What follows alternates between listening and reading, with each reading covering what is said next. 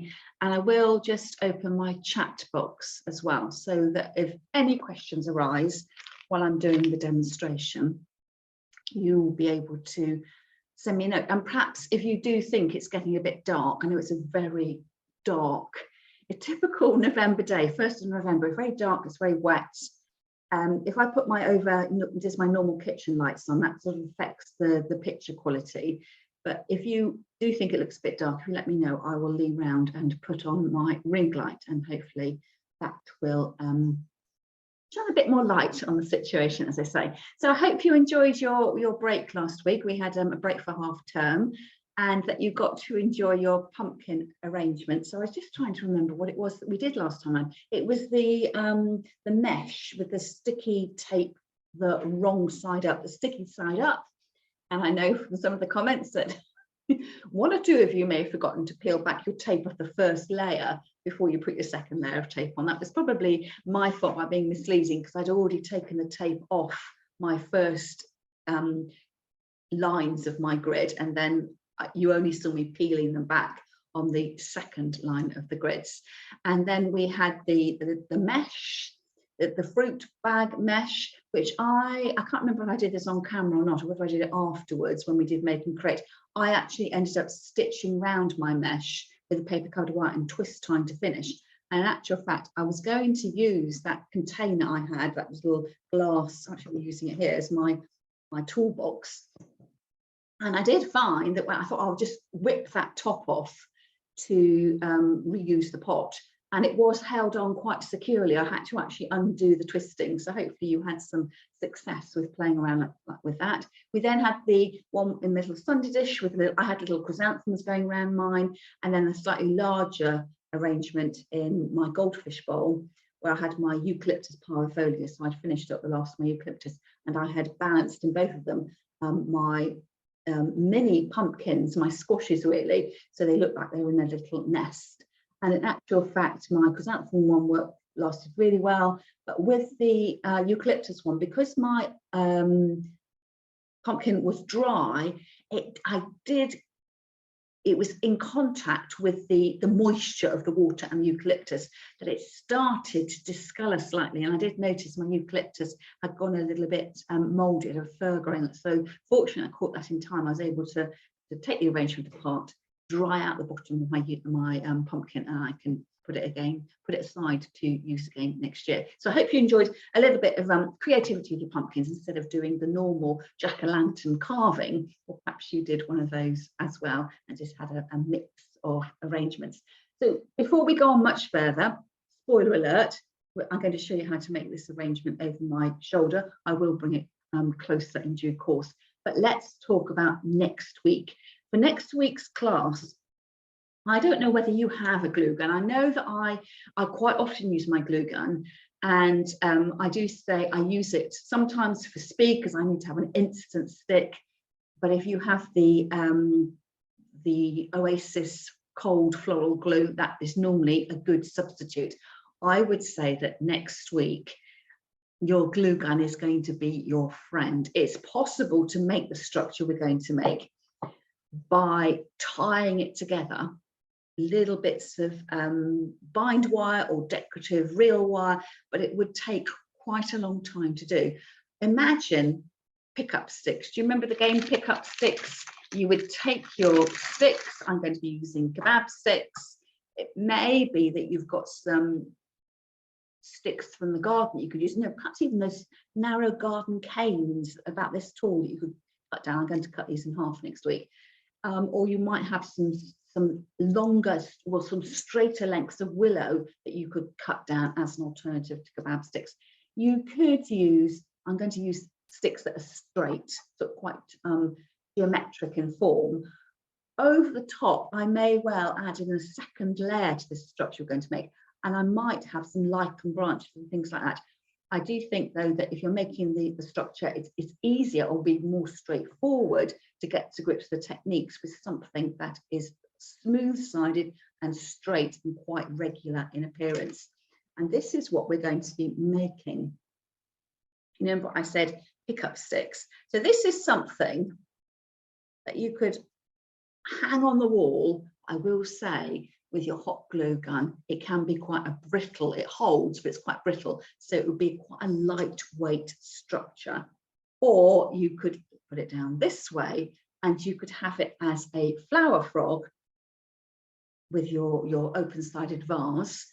And then with test tubes inside or trailing materials. Do you remember I said at the beginning of class, this is all about the technique and getting to grips with the technique, and almost in this class, the flowers are secondary really. So that is a mock-up of what we're going to do. So I'm getting some good thumbs up in the comments there. Looks like that's one you're going to be looking forward to next week. So how do you see how it's slightly raised in the middle? How did I manage that? Well, I used 2 glass containers as the form around which I put this piece together. So my Sunday dish, which I used for my pumpkins last time round, and my wide open dish that I used for my sticky tape design. It doesn't matter what size containers you use, although you can see what I ended up with. I've ended up with something that is a little bit larger than the diameter of my container here. But you do need containers that will nestle down in size. So I've got my Sunday dish there. It is fractionally taller than my large dish, which for this design, according to my source book and the emails I've been getting from Christine de Beer, she made it, and she wanted the center of her form, her armature, to be slightly raised in the middle. So that is what I've got here. That I don't know whether you can see, but it's probably ½ centimetre higher.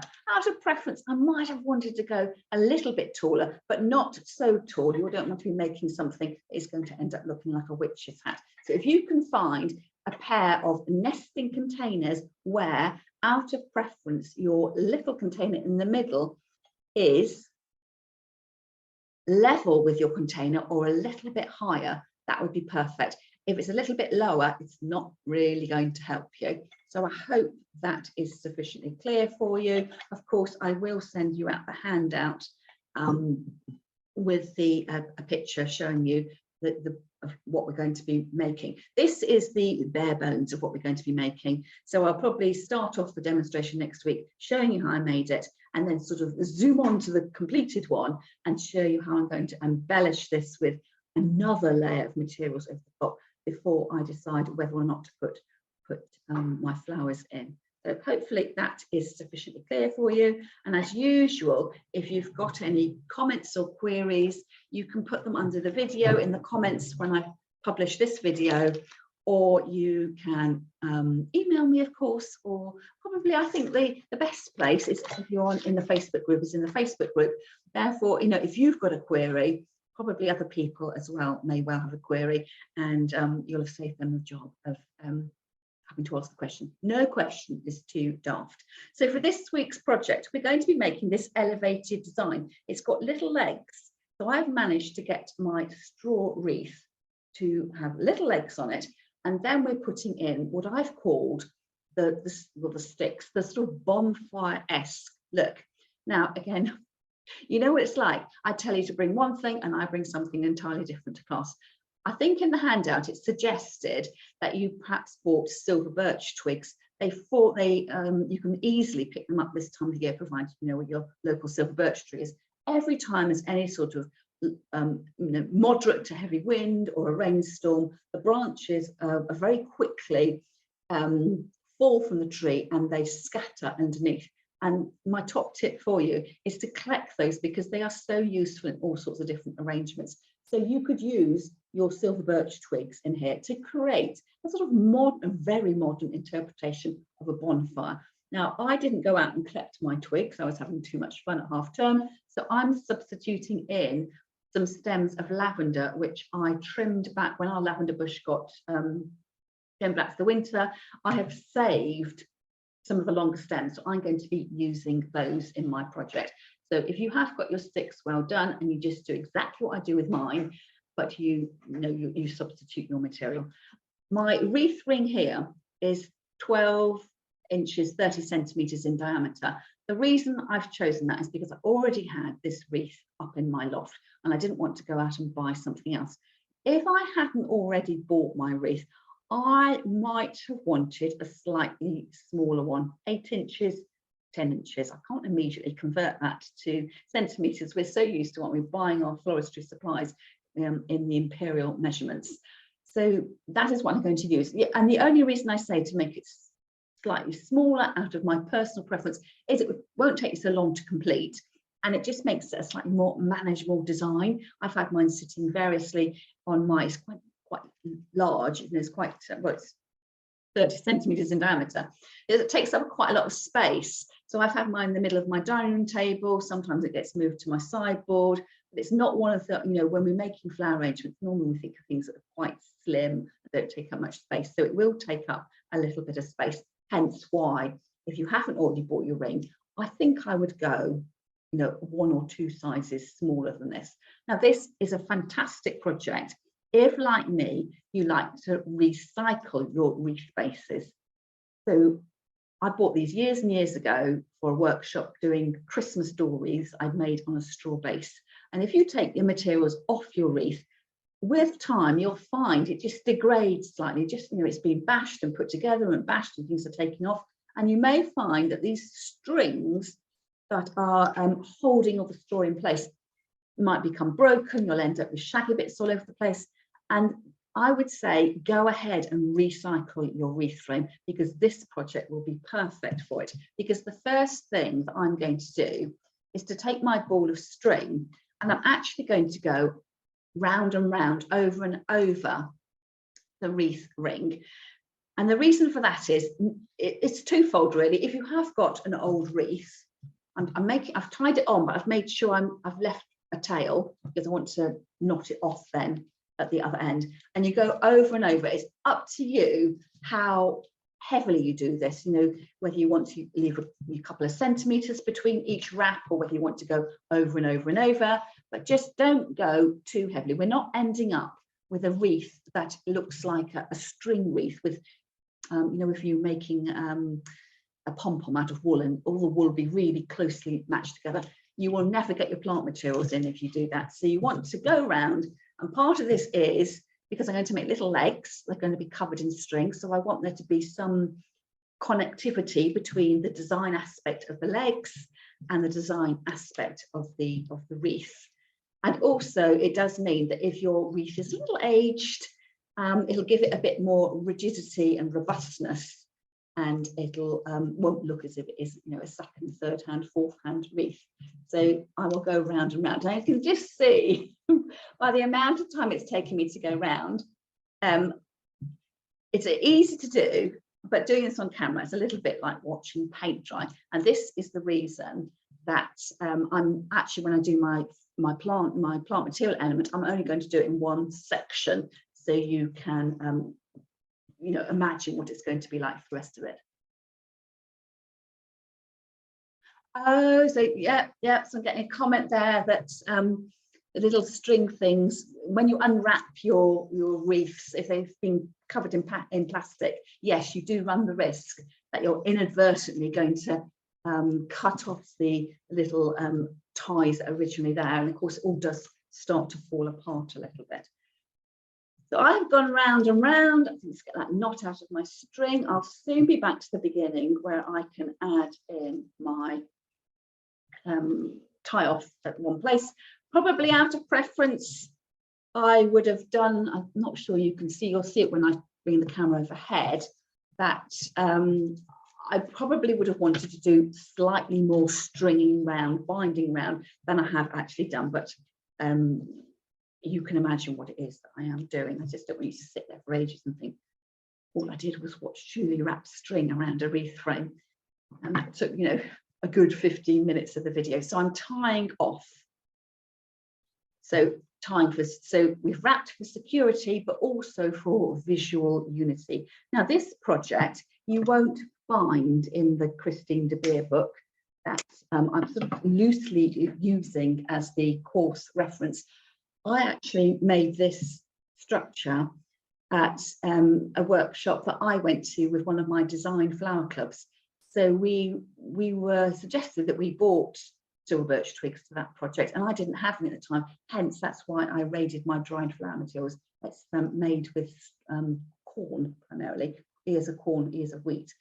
So it's always interesting to keep the knowledge going. But also, I don't think there's any problem with reinventing the ideas. That's how we inspire each other. No idea is brand new, but probably for openness sake, I should say that this is something I've adapted from a class that I went to.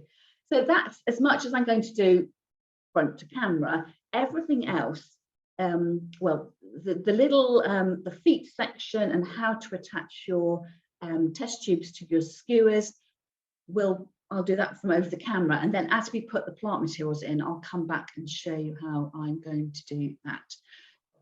So you can see here that I have wrapped around my wreath frame, and this is what I meant about ideally, I think I would have wanted my strings slightly close together, perhaps that close all the way around, but you don't want to be binding it so all the straw disappears, because you'll never get your natural plant materials in. So the first thing we need to think about is how are we going to get this design to elevate, be lifted off the surface. And this is a great way of making your designs, you know, it's the negative space. The fact it looks like it's hovering, it's a real eye-catching thing to do. And even if you're just doing, you know, a normal arrangement in a pot, it's always a good idea to lift it up, you know, on a stack of books, something like that. So I've got my kebab sticks here. I've already made 2 of my legs, and I'm going to make 3 legs with like a milking stool. I think you get the balance just right. I think with 4 legs, sometimes, although you think 4 is going to be extra secure, it can be quite difficult to get the balance right. So what I have done here is I'm making use of the pointy bit of my kebab stick. So I'm going to use this one to measure up. It's entirely up to you how long your legs are. I think when I made my original piece, I cut my kebab sticks in half. For here, I am cutting my kebab sticks probably into thirds. So I've got this one as the main prong, which is the same length, but the other section of kebab sticks are hidden in my string. So they're going to be a little bit shorter, like that. So cut that down. So that's giving me 2. Just right away over there. Measure up. I want 4 lengths of kebab stick, one of which is slightly longer than the other, and it's that longer section that's going to be the pin that goes into the bulk of my wreath. Now this is where you might want to use a dab of hot glue, unless your string making techniques are really good. So what I'm doing here is I'm taking my piece of string and I'm laying it over the top edge, so it ends up where the point is at the end, because again, I want to tie it off. I'm lining up all my other bits of string, and I'm going to start wrapping. So I'm starting wrapping. I've started wrapping about 1 centimetre from the edge, heading towards the cut ends of the sticks. At this stage, you might or may not want to option of putting a bit of hot glue at the end, because it's always that little tricky bit of trying to get your string to go over the end of your kebab stick. So I've done a pretty good job of that. And you decide how sparsely or how heavily you want to overwrap. So you want to do it, you're wrapping sufficiently close that it covers up the kebab stick. But can you see there, this looks slightly chunkier, and I quite like the overwrapping to bulk up the legs a little bit. And it also gives me opportunity where if I sort of go once to cover, round and round, and then you're starting to see the difference here, sort of slimline here and bulkier here, and then I do a sort of bulky crisscross here, and the crisscross just disguises any sort of errors in your workmanship. If you feel you haven't quite got the coverage right, you can either spend lots of time getting your wrappings really even, or just crisscross it over. And then I've got to the end, cutting away there, and then with that loose end that I had originally lying over the top of my pointed end of the stick, I can tie off there just with I'm hoping for a reef knot, but I suspect that's a granny knot. And if you want to, just for a dab of extra security, stop your string sliding around, you could put the tiniest dab of string at the end, which gives me 3, hopefully, you know, similar, if not identical, little legs here. I'm going to cut away the strings. I don't need end ties. Just don't cut so closely to the knot you're actually cutting the knot. That would mean that, you know, potentially your strings are going to unravel. So I will then add these little feet and onto my wreath base. So I'm turning that over. I'm just trying to decide whether it's got a right and a wrong side. This side to me feels like the more rounded side. So I'm going to put my feet on the flatter side of the wreath. And what you need to do is just put one leg in first. Now, what you just have to be aware of is that this little leg is made up of 4 pieces of the kebab sticks. And it may be that if you go like this and push it in and just push it, you may find the kebab stick actually come out of the stringy bit of your wrapping. So I would suggest that if you have difficulty getting that in, that you might want to make a guide hole with your bradawl. But can you see how I'm holding it with my thumb finger on the top? Just to sort of hold it all together. So if you find everything is spurting out of the top of your string, you just take a moment and you could, you know, tap everything back again, just see whether it needs an extra dot of glue at the top, and if all else fails, start your wrapping again. And then next time when you put your foot in, your leg in, just remember not to apply quite so much pressure. So I'm going in at 12 o'clock. I'm going to go in the middle of the wreath, push it down. I don't know whether the camera's picking up. It's like a lovely satisfying crunching sound as that goes in. I've got 3 legs, so how do we get the 3 legs in equally? What I tend to do is visually, I draw a line from that side to that side, so I know that's diagonally opposite, and I step out a bit here, and I step out a bit there, and that is where I think I get, you know, an equal enough placement for my legs. And then turn that over and it stands, and actually it hasn't got a wobble to it. I feel quite confident with that it's standing okay. So that's step 1 out of the way. The other thing we need to talk about is if you want to add in any flowers or fresh plant materials, or this could be dried plant materials into your design, you will need to be able to do that. If you're using sticks, let's stick with the bonfire theme. If you're using your silver birch twigs to create your very modern circle of twiggy bonfire, and then you want to add in some flames or fireworks, you'll do that by adding colour in. And I have got my glass test tubes. If you don't have the glass test tubes, you may have some of the orchid tubes that are plastic, the sort of milky colour to them. You could use those as is. We've talked about this before, whether it's better to keep your plastic tubes uncovered in the hope that they disappear into the design, or whether you want to cover them up, and you could use your stem tape for that. That's my brown stem tape. You could use the green, and if you flick back to earlier videos, you'll have seen how I wrapped those around. I thought for this design that I might keep my that I would use the glass test tubes, and I would just hope, because they were glass, they would just disappear into my design. But I need to attach them to my kebab sticks. So you'll need to, the reason I'm doing this now is because I'm doing my overhead work together.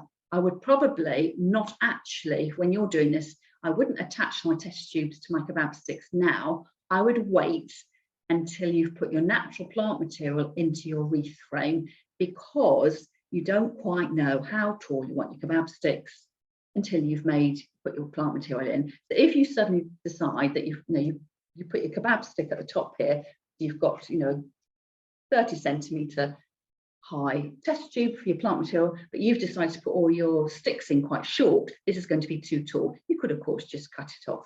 So I will show you how I did that, and really it's as simple as tying a bit of string around it. And if you think you're not getting the grip that you want with your string, you could always use your paper covered bind wire to do this. But I thought, because I've used the string from the feet, the string around the wreath, that I would try and keep my use of materials as, you know, as tight as possible, to add in as a minimal extra elements.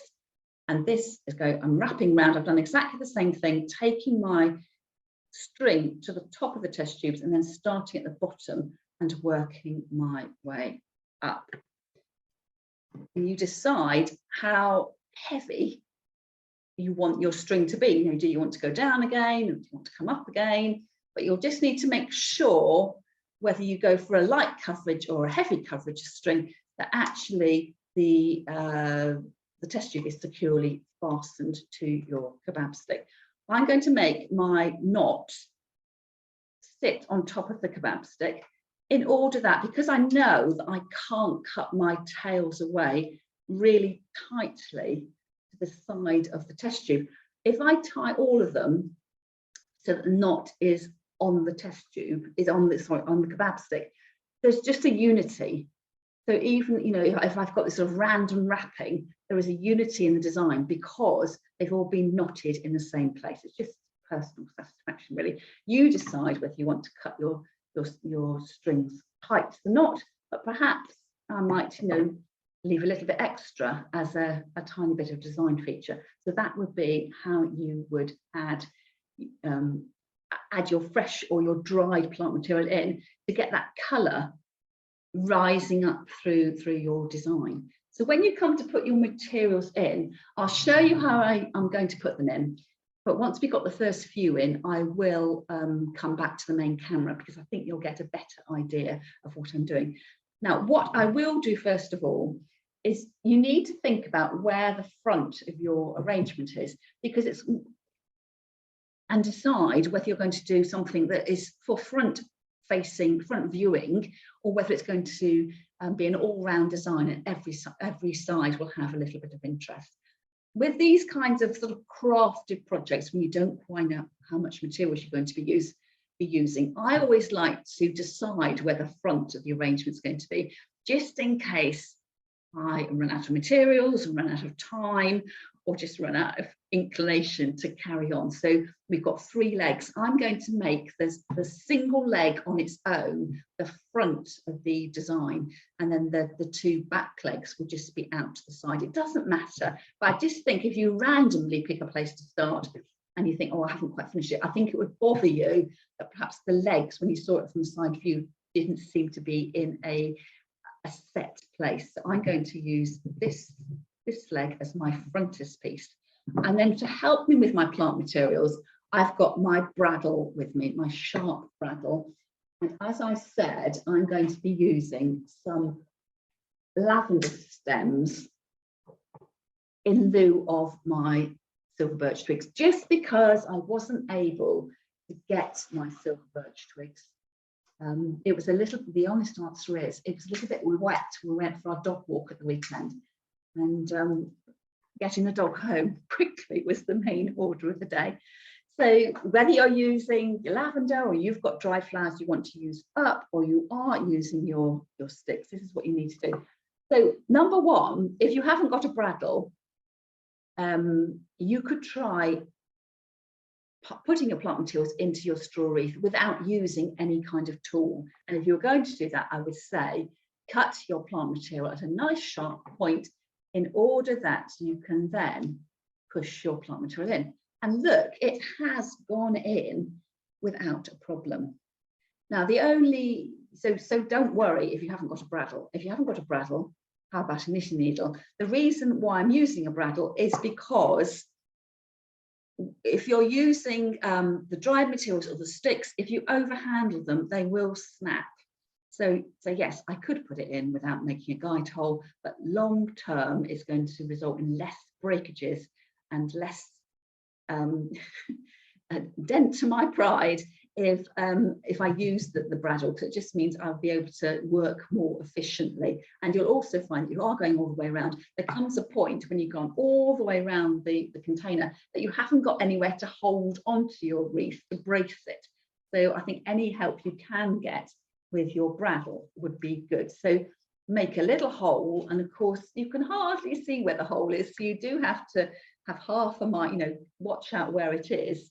and put your next twig in. If you have got your silver birch twigs and you have only got, you know, however many stems you've got, and you know that you want to go all the way around, I would think about proportioning your materials out.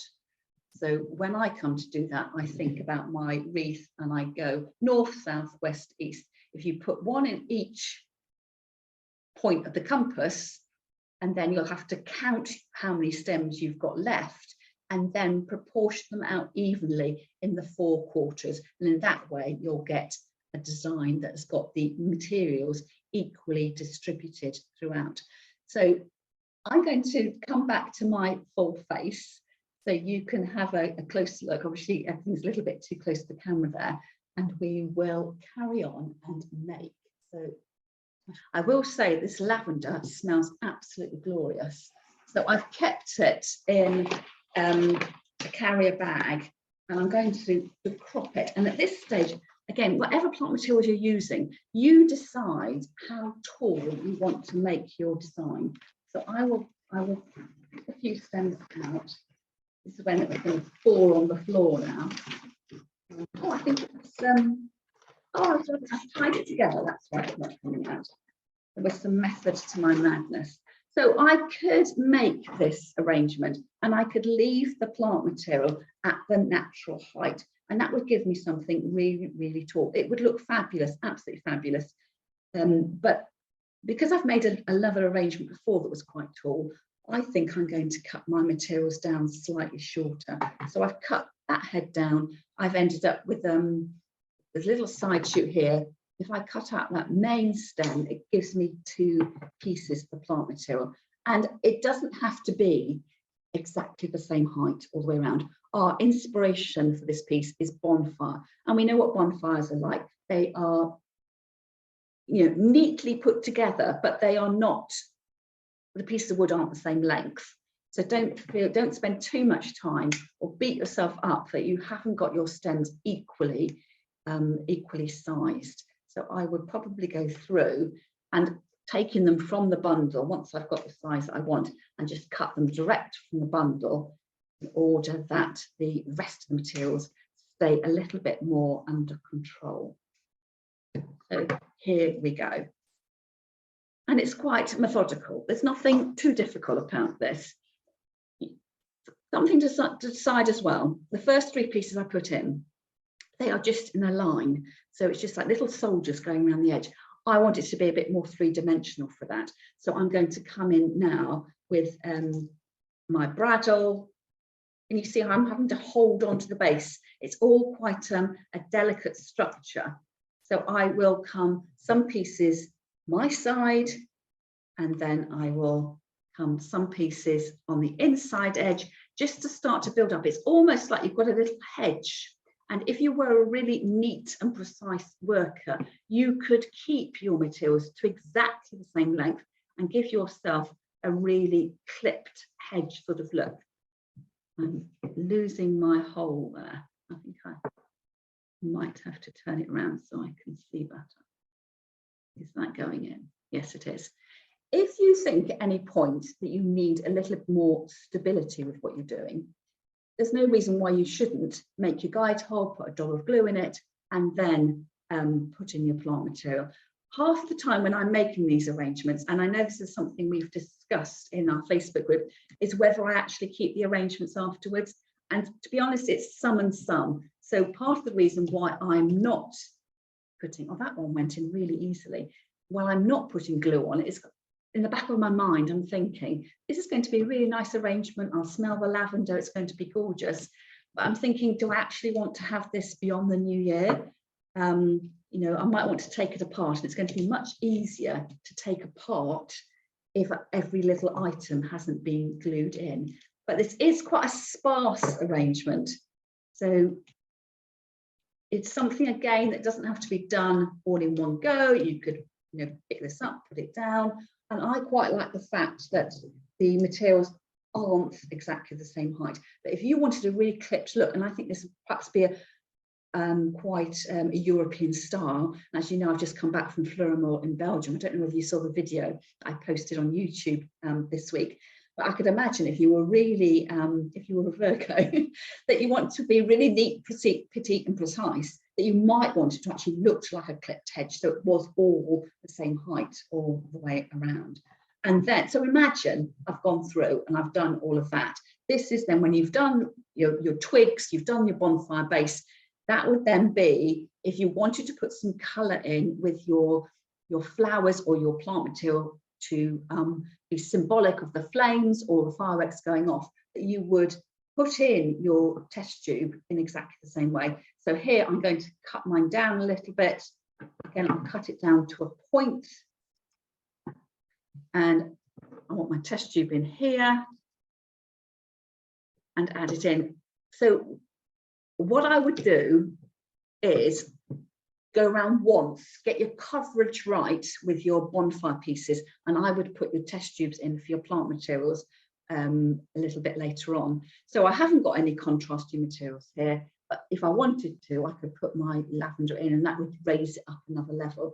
I think probably the best thing to do now is if I show you my finished piece, you'll be able to see much more clearly what I did.